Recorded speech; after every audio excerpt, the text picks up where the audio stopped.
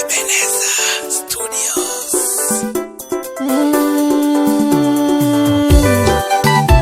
Ero kamano Yesu, imiyo luonga wuod kingi kawuono. Aratego.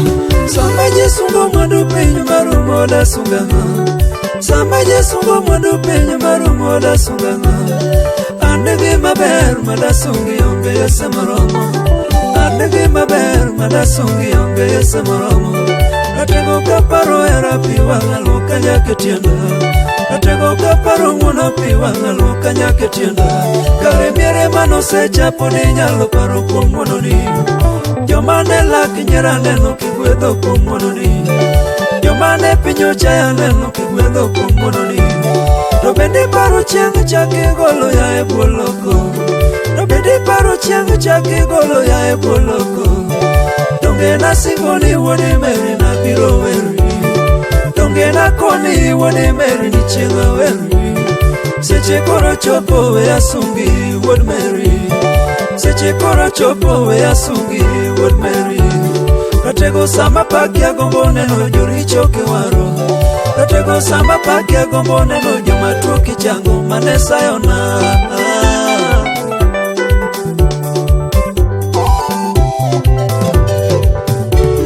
Jothurwa kata kusungo mwandu pindi usungo morem.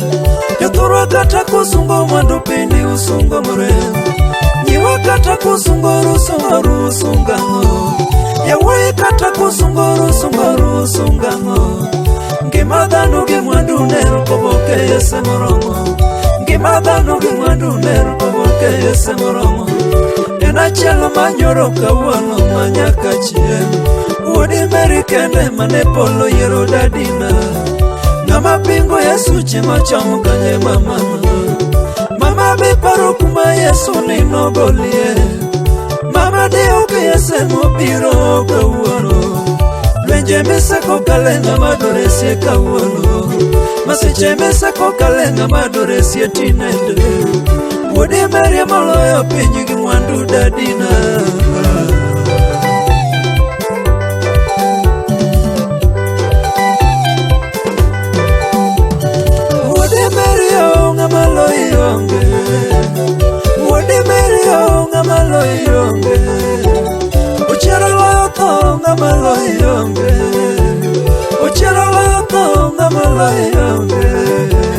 Jonabi madongo biro to kala kala.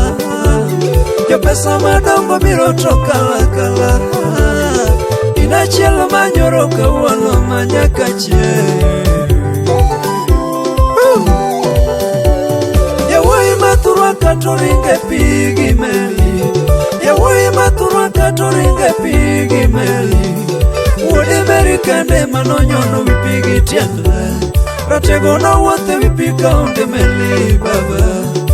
Ere wuod dhako made tim mano kawuono. Yawai mathurwa kato ringe amo gi ndege. Nyaka ruodhi mathurwa ka ringe amo gi ndege. Wuode meri kende manonyono yamo gi tiende. Ratego nodhi e polo kaonge ndege baba. Ere wuod dhako made tim mano kawuono. Wuod dhako mane made tim mano kawuono. To kare kata kupako rupaka ng'o upako morem. To kare kata kusungo rusunga ng'o usungo morem. Chieng' moro sa uchiele musalaba malo. Chieng' moro sa uchiele musalaba malo. Seche koro nochopo kilokolo. Seche koro nochopo kilokolo. Wang' chieng' nodagi neno wuod meri bau. Piny nolil tikare ng'ama nade dadina. Kitamba mare kalu nobarore diere baba. Chike mane tweya notieko kanyo baba. Kare ng'ama nade mapaka gi amu be winjo duondi.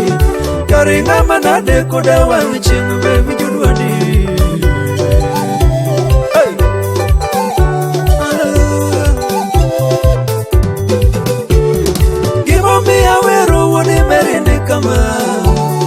Gimomiyo wero simbe chunya ni kama. Ratego sama weri ane gi sababu momiyo weri. Chieng' moro poluongo keta misumba ne moda tine. Na kono wuod meri no kana tini ni takwecho. Okagombo ni kagiluongo osiepa tagoyo negi bei. Dhano nyalo riambo wuode meri ni jadiera. Pokaneno ng'ama tiyo ne Nyasaye to kwecho. Pokaneno ng'ama tiyo ne Nyasaye to kwecho. Wuono mwandu moloyo jomwandu e piny duto te. Baba neno gi wang'a duto te ikelo te. Baba kidwogo chieng' giko baba tipara. Omiyo wero rumo chieng' wanere kidwogo.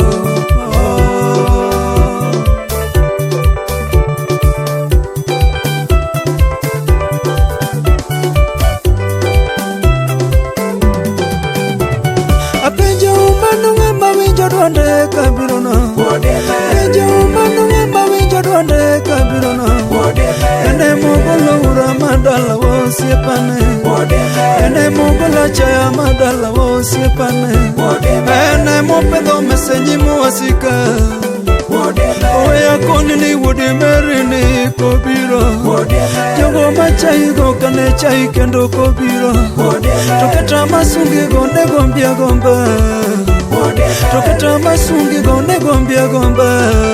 Oh mano daddy ema biro no chumbo. Oh mano daddy ema biro no chumbo. Oh mano baba wa ema biro no chumbo. Oh mano baba wa ema biro no chumbo. Pero kamano ijadier Nyasaye mangima.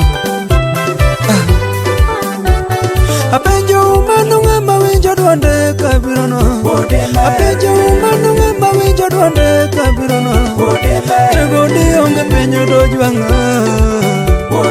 Tego dionge na chomo kanye. Wasika machaya gidi notieko ya. Kemanyera gidi notieko ya. Tego dionge na chalo nade. Tego dionge na chalo nade. Kinde mane duko donjo ng'ama duraka nanga. Kinde mane duko donjo ng'ama duraka nanga. Kinde mane kecho donjo ng'ama dupidho chiemo. Kinde mane chayo donjo ng'ama doloso ya. Omiyo ting'o bada goni erokamano osiepa. Omiyo ting'o bada miyo nyingi duong' rotego yo.